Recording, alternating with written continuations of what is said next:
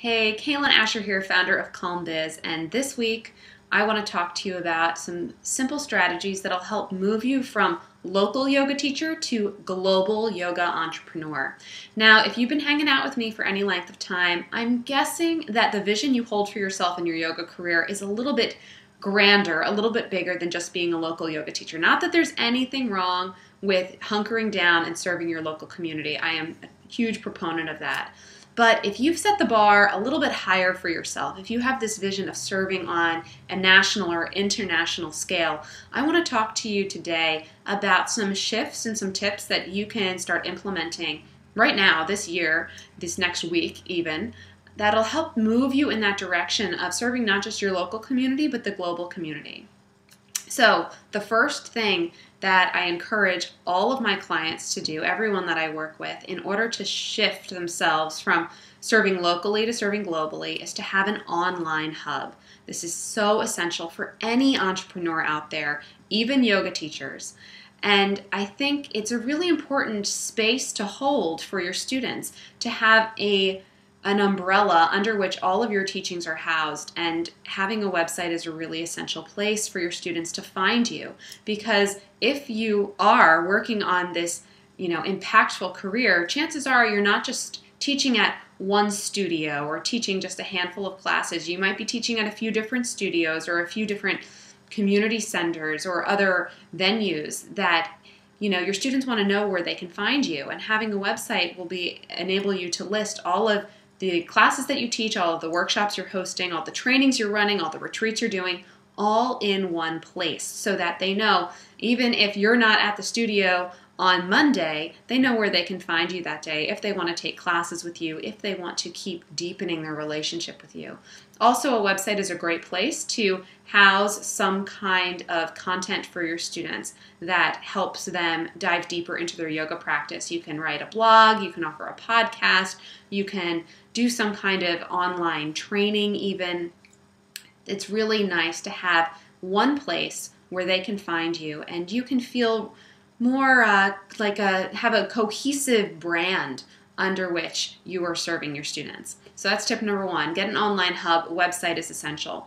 Number two is to start a mailing list, or if you already have a mailing list, automate your mailing list, meaning that don't just have a list of email addresses in your Gmail account. Think about using Constant Contact or MailChimp or Aweber or one of these sites and services that will help you really mine your list for students and automate the process, so that when people head on over to your website, they can sign up for your mailing list and get all that great content that you're putting out there, whether it be paid offerings like workshops and classes, or free offerings like ebooks, maybe little audio meditations, things of that nature.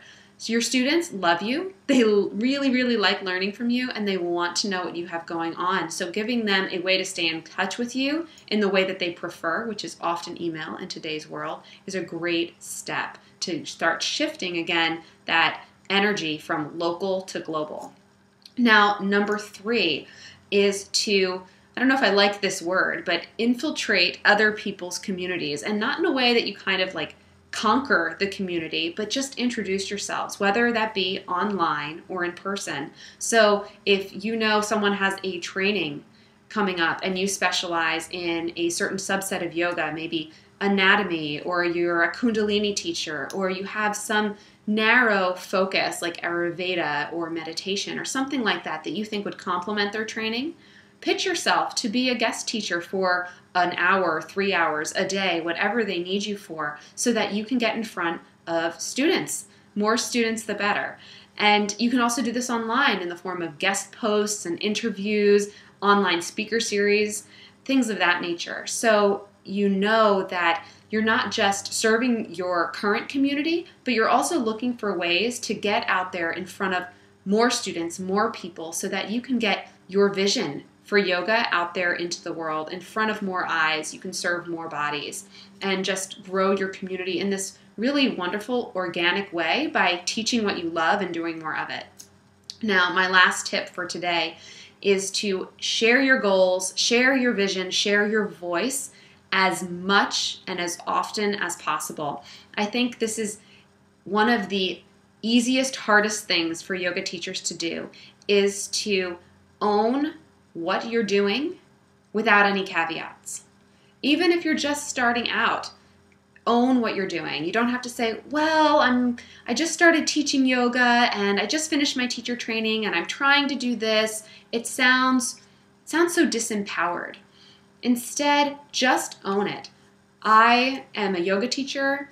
I love working with this type of student. This is my website. Check it out. This is what I'm passionate about.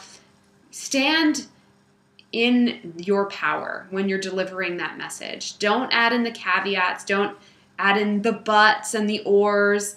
Just own what you're doing. And people respond to that. They respond to that quiet confidence, and it's going to draw more of the right people into your business when you start really just owning what you do and putting it out there in a confident, consistent way. That's a really important piece too, the consistency, that you're out there telling people what you're doing on a daily basis and getting in front of as many eyes as possible. So I hope these 4 tips help you to start thinking about, if you want to, shifting from serving on a local level to a global level. I know firsthand how rewarding it is to serve a global community. In my last training alone, I had students from Singapore, Sweden, France, the UK, Abu Dhabi, Canada, obviously the US. I was able to serve students from all over the world because I have this online platform. I feel so very fortunate that I'm able to interact with these beautifully amazing yogis from all walks of life, all parts of the earth, simply because I have that vision for myself. And I know if you have that vision for yourself and you work at it, it will definitely be your reality. So for more business and marketing tips just for yoga teachers, as always, you can find me over at calmbiz.com. I'll see you there.